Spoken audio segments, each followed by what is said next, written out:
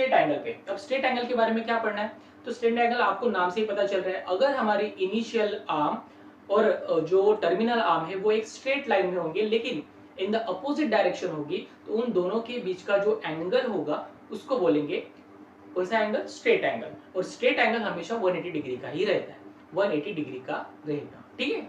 तो उसके बाद चलते हैं हम नेक्स्ट एंगल के पास, राइट एंगल। अब राइट एंगल के बारे में बताना तो अब जरूरी होगा नहीं, क्योंकि राइट एंगल नाम से पता चल रहा है कि वो 90 डिग्री का एंगल होगा। तो 90 डिग्री का एंगल कहाँ कहाँ पे होता है, अगर आपने क्वाड्रेंट के बारे में पढ़ा होगा तो आपके पास 4 क्वाड्रेंट आएंगे, एक्स एक्सिस और वाई एक्सिस। एक्स एक्सिस और वाई एक्सिस जो बनाएंगे वो 4 quadrant, first second third fourth, ऐसे 4 क्वाड्रेंट आपके सामने आएंगे। और हर एक क्वाड्रेंट के बीच का जो एंगल होगा वो कितने का होगा, ऑब्वियसली 90 डिग्री का, यानी कि उसी एंगल को हम क्या बोलेंगे, राइट एंगल बोलेंगे, ठीक है। चलिए अब नेक्स्ट चलते हैं क्वाड्रेंटल एंगल। अब क्वाड्रेंटल एंगल यानी कि क्या होता है, क्वाड्रेंटल एंगल यानी क्या होता है कि एक्स और वाई एक्सिस के बीच का एंगल। अब मान के चलिए कि हमने एक्स पॉजिटिव एक्सिस से एक एंगल बना लिया वाई एक्सिस तक, ये हो गया हमारा क्वाड्रेंटल एंगल। वैसे ही हमने एक्स एक्सिस से नेगेटिव एक्स एक्सिस तक यानी कि स्ट्रेट एंगल बना लिया, वो भी हो गया क्वाड्रेंटल एंगल। वैसे ही हमने अगर उसी एंगल को और बढ़ाया तो वो क्वाड्रेंटल एंगल, यानी कि क्या होगा, एक्स और वाई एक्सिस के बीच का जो भी एंगल होगा उसको ही हम बोलेंगे क्वाड्रेंटल एंगल, ठीक है।